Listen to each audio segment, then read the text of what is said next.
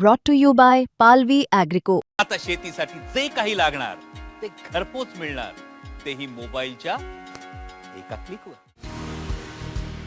मुंबईचा महापौर कोण होणार हा प्रश्न गेले अनेक दिवस विचारला जात होता. महायुतीला बहुमत असल्याने भाजपचा महापौर होईल हे स्पष्ट झालं होतं. असं असलं तरी भाजपकडून उमेदवाराचं नाव जाहीर करण्यात आलं नव्हतं. अखेर आता भाजपने रितू तावडे यांना उमेदवारी दिली आहे.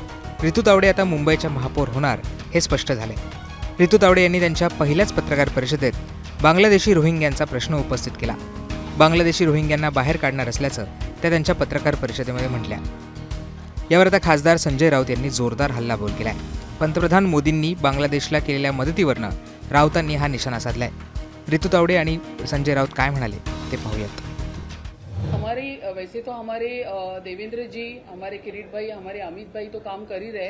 ये जो मुंबई में इस तरह से बांग्लादेशी और इस तरह के लोग आके बैठे हैं, उनको यहाँ पे बैठने के लिए नहीं मिलेगा आगे जाके, क्योंकि इनका पूरा पेपर वर्क सब चेक किया जाएगा. जो भी बांग्लादेशी रोहिंगे उनको यहाँ पे बैठने हम नहीं देंगे बिल्कुल. और मुंबई का रंग जो है वो भगवा ही रहेगा.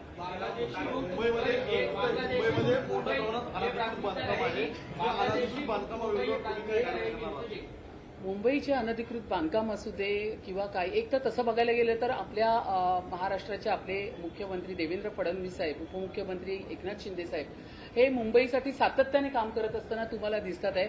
2014 नंतर ज्या पद्धतीने मुंबईचा रंग बदलत गेलेला आहे तो तुम्ही सर्वांनी पाहिलेला आहे. जागोजागी रेल्वेचे मेट्रोचे जाळे या ठिकाणी होतात आहे, रोड कॉन्क्रीटचे होतात आहे. तर मुंबईचं काम करण्यासाठी आमच्या मुख्यमंत्री देवाभाऊनी आणि एकनाथ शिंदे साहेबांनी सुरुवात केलेलीच आहे. त्यांचंच विजन पुढे ठेवून आता पुढे आम्ही सगळे नगरसेवक जे इतके वर्ष 4.5 वर्ष मुंबई महानगरपालिकेत नव्हते त्याच्या पुढचं काम आम्ही पूर्ण करू.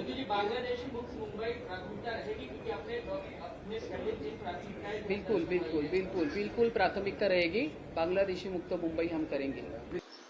असं कोण म्हणतंय? महापौरांनी दिल्लीत यायला पाहिजे. बांगलादेशी मुक्त करण्याचं ते जे काय त्यांचं धोरण आहे ते त्यांच्या हातात नसून ते देवेंद्र फडणवीस यांच्या हातामध्ये. महापौरांना प्रशासकीय अधिकार नसतात, लक्षात घ्या. महापौरांनी मुंबई शहराच्या विकासावर बोलायला पाहिजे. ते पुन्हा हिंदू मुसलमान करणार असतील तर काल व्यासपीठावर सलमान खानला बोलून काय उपयोग झाला नाही असं मी म्हणतो. अर्थात घुसखोर बांगलादेशांना मुंबई का देशातून हाकलायला पाहिजे ही आमची भूमिका आहे.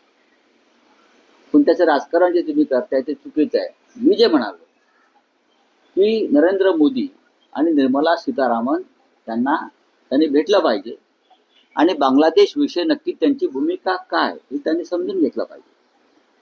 बांगलादेशमध्ये गेल्या 1 वर्षापासून ज्या हिंसक दंगली सुरू आहे त्याच्यामध्ये आतापर्यंत आमची 450 मंदिरं पाडली, हजारो हिंदू जनतेच्या घरांना आगी लावल्या आणि जवळजवळ 230 ते 240 हिंदूंची हत्या झाली.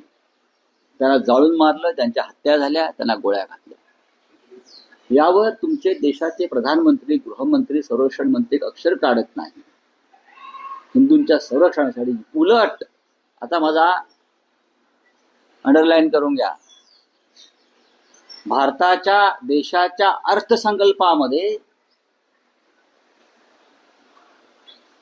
ऐकून घ्या, हे बांगलादेशी घालवायला निघाले आहेत ना महापौर. देशाच्या अर्थसंकल्पाचा जर तुम्ही नीट अभ्यास केला तर त्याच्यामध्ये तुम्हाला दिसेल की भारत सरकारनं हिंदूंना मारणाऱ्या बांगलादेशला काही कोटी रुपये मदत केली. मी आकडा सांगेन तुम्हाला. पण बांगलादेशला मदत केली आहे की नाही, का हे का कॉन्ट्रॅक्ट किलिंग केलं का? हिंदूंना मारण्यासाठी पैसे दिले.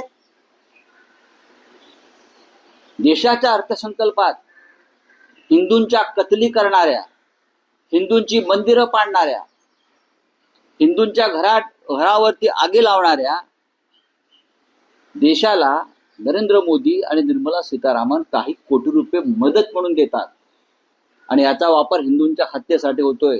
मुंबईच्या महापौरांना जाऊन सांगा की मी जे म्हणतोय खोटं आहे म्हणून सांगा. हिंदूंच्या कतली करण्यासाठी कोट्यावधी रुपये कालच्या अर्थसंकल्पामध्ये नरेंद्र मोदींनी दिलेले आहेत. ते जे तुमच्या महापौरांना माहीत नसेल ना, तर उगाच हिंदू मुसलमान करू नका.